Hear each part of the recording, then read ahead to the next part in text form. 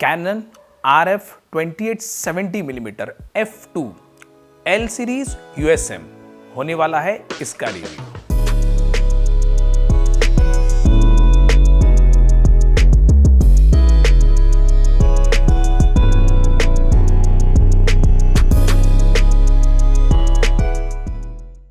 हमारे चैनल में आपका स्वागत है। हमारे पास है 3 लेंसेज कैनन के RF 35mm macro, 1535mm wide zoom and 2870mm normal zoom और स्टैंडर्ड जूम। हम करने वाले हैं इस लेंस का रिव्यू। इस सेक्शन में हम देखने वाले हैं इस लेंस का परफॉर्मेंस, डिफरेंट सिचुएशंस, अलग अलग जॉनर की फोटोग्राफी करने के बाद जो इसका परफॉर्मेंस है इसके बारे में अभी देखने वाले हैं। जब हम परफॉर्मेंस की बात करते हैं तो सबसे पहले आता है शार्पनेस। इस लेंस का शार्पनेस गुड था, अच्छा है, बट एक्सेलेंट नहीं है, जो हमें पोर्ट्रेट फोटोग्राफी के लिए इनफ लगा। बट लैंडस्केप शूट करते वक्त, नाइट फोटोग्राफी शूट करते वक्त और प्रोडक्ट फोटोग्राफी करते वक्त इसका शार्पनेस हमें एडिक्वेट नहीं लगा, इनफ नहीं लगा। मतलब overall sharpness is good but not excellent.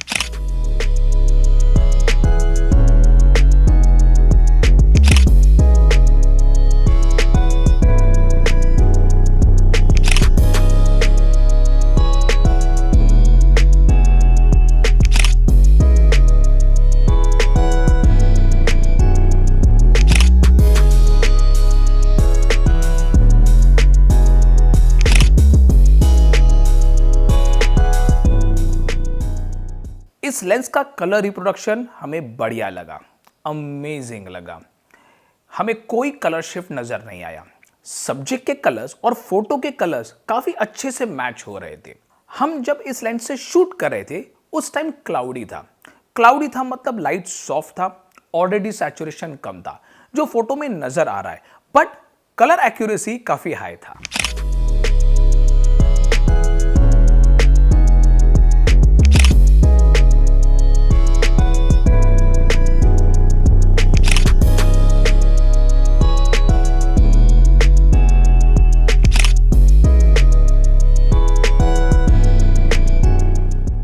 इस लेंस से जो कॉन्ट्रास्ट मिलता है वो डिसेंट है।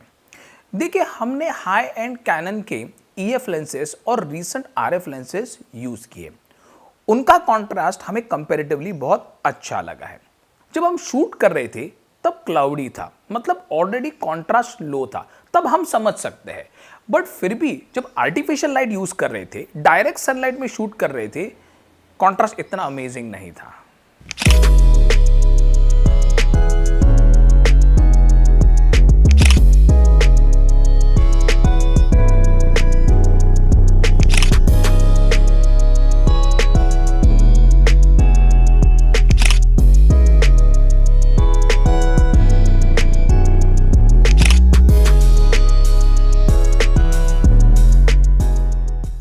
लेंस से डिस्टॉर्शन काफी मिनिमम है, इनफैक्ट हम इसको नेग्लिजिबल कहेंगे।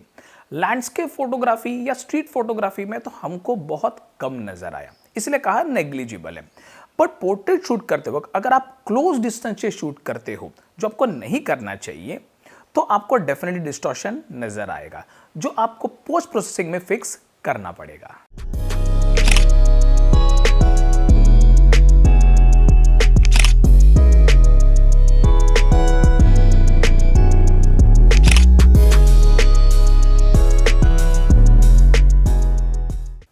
इस लेंस से वाइड एपर्चर का परफॉर्मेंस हमें काफी अच्छा लगा। जो बैकग्राउंड ब्लर मिला हमें वो अमेजिंग था, sharp subject and amazing background blur. काफी मजा आया शूट करते वक्त, और 9 डायफ्राम ब्लेड होने की वजह से बोके भी एकदम स्मूथ मिला है हमें। बोके हो या बैकग्राउंड ब्लर हो, शूट करते वक्त इतना मजा आ रहा था कि मुझसे तो ये लेंस हाथ से छूट ही नहीं रहा था। ऐसे हुआ, पोर्ट्रेट शूट करते वक्त हम लोगों ने रखा minimum F number, but accidentally वही F नंबर रह गया और शूट किया लैंडस्केप, पर वो फोटो भी हमें काफी डिसेंट लगा। इसका मतलब वाइड एपर्चर परफॉर्मेंस इस लेंस का प्लस पॉइंट है।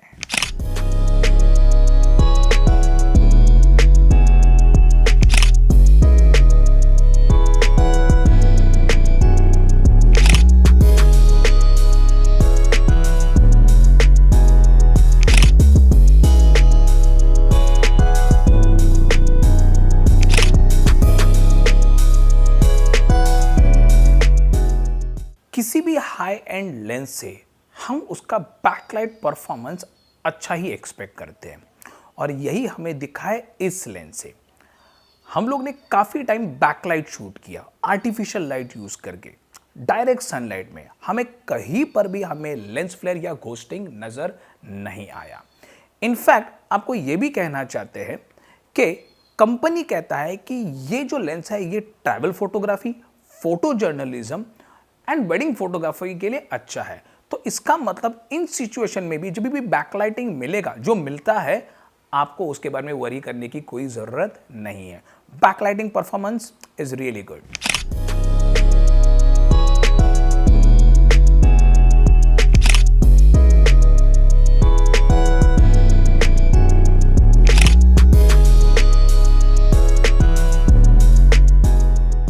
कैनन के हाई एंड EF लेंसेज जो है उसमें है ring type USM auto focusing technology और यही टेक्नोलॉजी यूज की है इस RF लेंस में।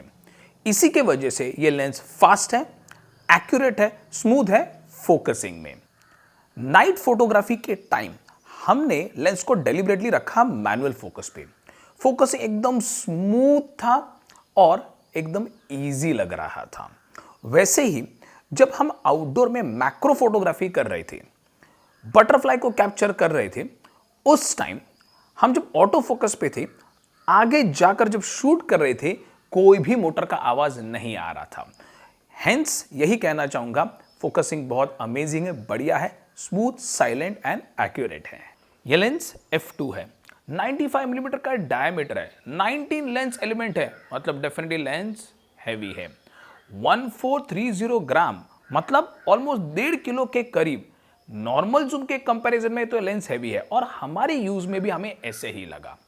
अगर इस लेंस को अगर आप स्मॉल बॉडी पे अटैच करते हो, जैसे कैनन का RP, तो लेंस बड़ा और कैमरा छोटा लगेगा, बैलेंसिंग में डिफिकल्ट होने वाला है। बट R5 या R6 पे यूज करते हो तो ये काफी अच्छे से बैलेंस होने वाला है। लेंस का जो डिजाइन है, लुक है, काफी प्रीमियम है। लेंस काफी स्ट्रॉन्ग और स्टडी लगता है। ओवरऑल लेंस की हैंडलिंग हमें काफी कंफर्टेबल लगी। यह है कैनन की newly developed RF mount lens, जो कैनन के फुल फ्रेम मिररलेस कैमरा पे लगते हैं। अब यह लेंस 19 लेंस एलिमेंट से बना हुआ है इन 13 group with advance lens coating on it. इस लेंस का फोकल लेंथ 28 से 70 मिलीमीटर दिया गया है और इसीलिए कंपनी क्लेम करती है कि ये ट्रैवल फोटोग्राफर, फोटो जर्नलिज्म और वेडिंग फोटोग्राफर के लिए सही है। इसका मिनिमम F नंबर है F2 और मैक्सिमम F नंबर है F22। इसमें 9 डायफ्राम ब्लेड्स दिए गए, जिससे हम लोग beautiful background blur and pleasing bokeh expect कर सकते हैं। लेंस में क्लोजेस्ट फोकसिंग डिस्टेंस दिया है 1.28 फीट, मतलब आप मैक्रो फोटोग्राफी और क्लोजर फोटोग्राफी भी ट्राई कर सकते हैं। क्योंकि ये कैनन का L सीरीज लेंस है, इसमें वेदर प्रूफिंग अवेलेबल है और कैनन की कंपनी भी ये कंफर्म करता है कि इसके ऊपर anti dust and moisture resistance दिया है। इस लेंस में इमेज स्टेबलाइजेशन नहीं है। अब ये सुन के बहुत सारे लो लाइट फोटोग्राफर्स है, इंडोर फोटोग्राफर्स है, ये थोड़ा सा टेंशन में तो आ ही गए रहेंगे। बट अगर आप कैनन का R5 या R6 यूज करते हो, जिसके बॉडी के अंदर इमेज स्टेबलाइजेशन है, आपको कोई परेशानी होने वाली नहीं है। इस लेंस का कॉस्टिंग 2,60,000 तक रहेगा। अब आपको समझा ही रहेगा कि इसको मैंने हाई एंड लेंस क्यों बोला है। कई लेंसेस अपने शार्पनेस के लिए जाने जाते हैं, ये लेंस उसमें से नहीं है। बट इसके जो अदर क्वालिटीज है, जैसे very less distortion, amazing backlight performance, low light performance, F2 होने की वजह से जो बैकग्राउंड ब्लर मिलता है, जो बोके मिलता है, अमेजिंग है। स्टनिंग कलर रिप्रोडक्शन, ये इसकी खासियत है। और इसी वजह से अगर कैनन क्लेम करती है, जो कैनन क्लेम करती है कि ये lens wedding photography, travel photography, photo journalism के लिए है, तो ये क्लेम सही है। इसके अलावा जब हम लोग ने इस लेंस को मैक्रो फोटोग्राफी, पोर्ट्रेचर के लिए जब हम लोगों ने यूज किया था, इवन लैंडस्केप एंड नाइट के लिए हमें ये लेंस काफी अच्छा लगा है। तो 2.6 लाख अगर आपके बजट में बैठता हो, यह लेंस आपके लिए सही है। बट आपको अगर यह बजट ज्यादा लगता है तो फोटोग्राफर्स डेफिनेटली दूसरा ऑप्शन ढूंढेंगे।